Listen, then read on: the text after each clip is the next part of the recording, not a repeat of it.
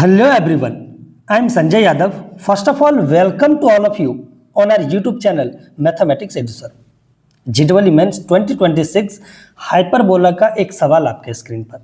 चलिए हम इस सवाल को सॉल्व करते हैं। देखिएगा, सवाल कह रहा है कि let P Q be a chord of the hyperbola x square by 4 minus Y square by b square is equals to 1 perpendicular to the x axis such that O P Q is an equilateral triangle. O being the center of the hyperbola. If the eccentricity of the hyperbola is root 3, then the area of the triangle OPQ is. और यहाँ आपके पास चार option. चलिए पहले तो हम लोग figure draw करते हैं क्वेश्चन का. फिगर अगर हम लोग ड्रॉ करें तो कुछ इस तरीके से बोल रखा है कि ये आपके पास एक हाइपरबोला है, राइट. यहाँ आपके पास हाइपरबोला एक आ चुका है और बोला है कि इसी हाइपरबोला का एक कॉर्ड है PQ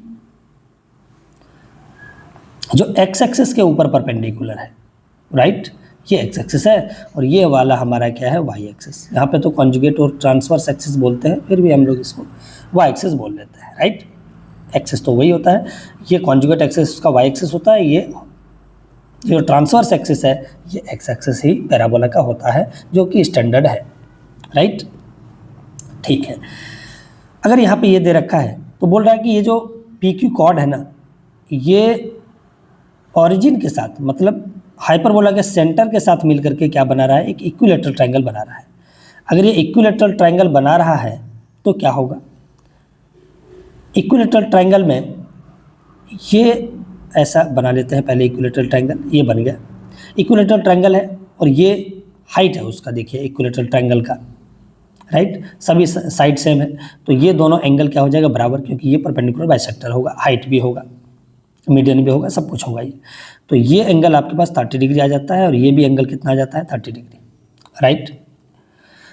अब अगर इस ट्रायंगल का एरिया निकालना है, या तो मैं साइड निकाल लूँ या मैं क्या करूँ, इस ट्रायंगल का एरिया निकाल के 2 से मल्टीप्लाई कर दूँ तो इसका भी एरिया आ जाएगा, राइट. क्योंकि दोनों ट्रायंगल क्या हो जाएगा, कॉन्ग्रुएंट हो जाएगा.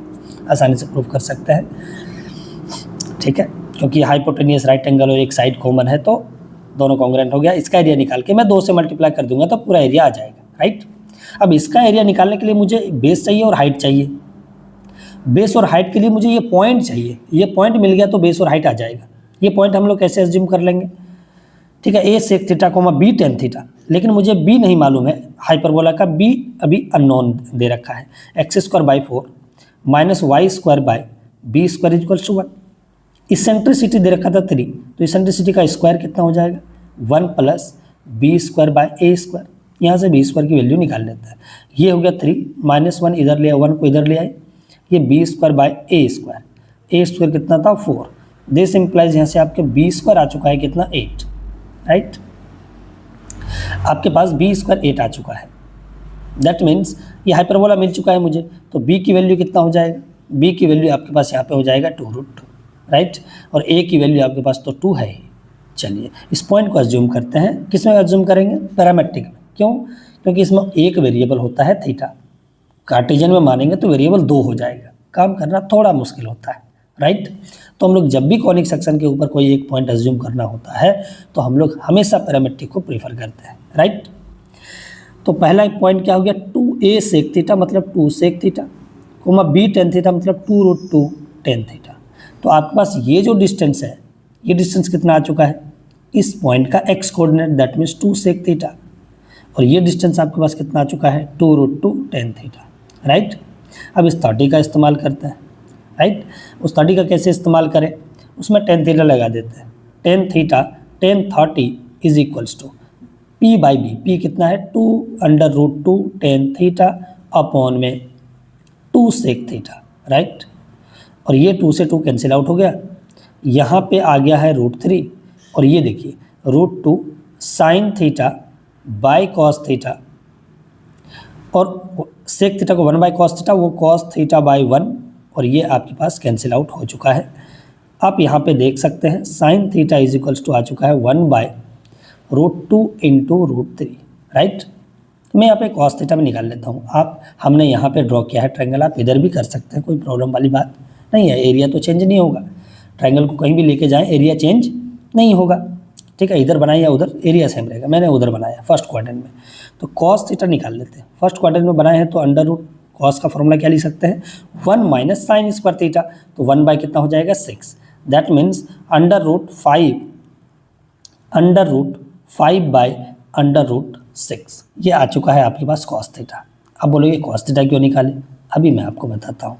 देखिएगा एरिया लिखिए आप ट्राइंगल का, एरिया देखिएगा क्या होगा, हाफ इंटू, नहीं तो मैं पहले 2 से मल्टीप्लाई कर लेता हूँ, ये देखिए 2 into area of the triangle, उस ट्राइंगल का कितना हो जाएगा, half into base into height, base कितना है 2 सेक थीटा और हाइट आपका कितना है 2√2 tan थीटा, राइट।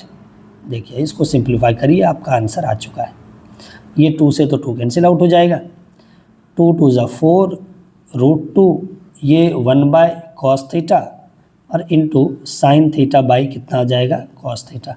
अब यहाँ सभी की वैल्यू रख दीजिए आप, ये देखिए ये 4√2, साइन थीटा की वैल्यू आपके पास कितना आया है 1 बाय √2 इंटू √3, दैट मीन्स चलिए √6 ही लिख लेते हैं, और नीचे कॉस स्क्वायर थीटा की वैल्यू कितना आया है 5/6, वो ऊपर चला गया 4√2 इंटू 6/6 और अपॉन में कितना आ जाएगा 5। ये देखो इससे ये कटेगा तो कितना √3 बचेगा, ठीक है, और इससे इसको अगर हम लोग काटें तो 2 इंटू 3 मतलब 2√3 आएगा, राइट। अब ये 4 2 ज़ा 8 और बाई कितना आ जाएगा 5, 8√3 और बाय 5, यही हमारा क्या आना चाहिए answer, right. So thank you so much for watching, thank you so much. देख लेते हैं कौन सा ऑप्शन ट्रू है आपके पास, option number A is correct, 8√3/5। फिर से मिलते हैं हम लोग अगले वीडियो में इसी तरीके के एक बहुत ही बेहतरीन क्वेश्चन के साथ। सो आज के लिए हम लोग इतना ही रखते हैं। Thank you so much for watching, thank you so much.